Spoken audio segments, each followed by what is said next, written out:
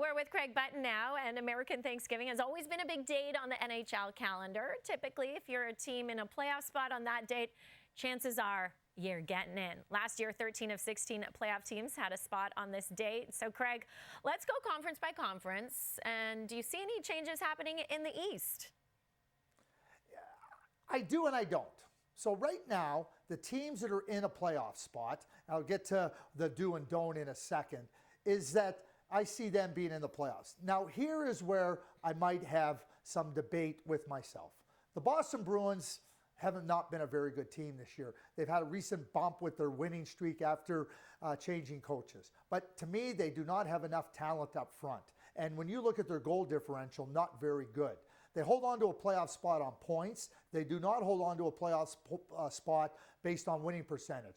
The Buffalo Sabres, who we continue to hold out hope for them breaking their long playoff drought, have shown some real signs. And where I find myself is, it's hard to bet against the Boston Bruins, and given what the Buffalo Sabres have done in recent years, it's hard to bet on the Buffalo Sabres. But when I look at the other 7 teams in a playoff spot, I don't see anything changing. In the Atlantic, the top 3 teams there, Boston's one of them, but Tampa Bay's right there. And in the Metropolitan, the top 4 teams, they're just too good.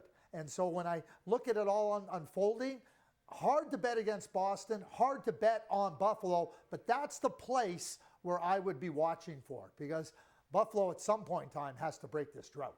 Yeah, the Sabres are so due for the playoffs, whereas Boston, I mean, I think that's music to Leafs fans' ears if there's a possibility that the Leafs don't have to face the Bruins in the postseason. So we wait and see on that. How about the West? Who moves in and who moves out for you? I'm going to give you a little bit of a history lesson here, Sarah. Okay, let's go. Back in the 2001-2002 season, the Calgary Flames started out as hot as any team in the league. And American Thanksgiving, yeah, in a playoff spot. At the end of the year, not in a playoff spot. I was the manager.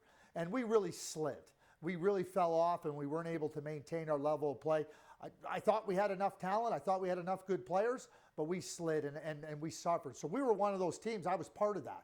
And now I look at the West, and I see the Calgary Flames falling out. They're in a playoff spot now. Their story has been wonderful at the beginning of the season, but I think they're going to fall out for a different reason than the 01-02 Flames did. This team is not really in a position, I think, to be a playoff team. I think they're competitive. I think they're a hard out. They're showing that they can be in games and win games, but I still see them on the outside of the playoff picture. And there's just no way I'm betting against the Edmonton Oilers being in the playoffs.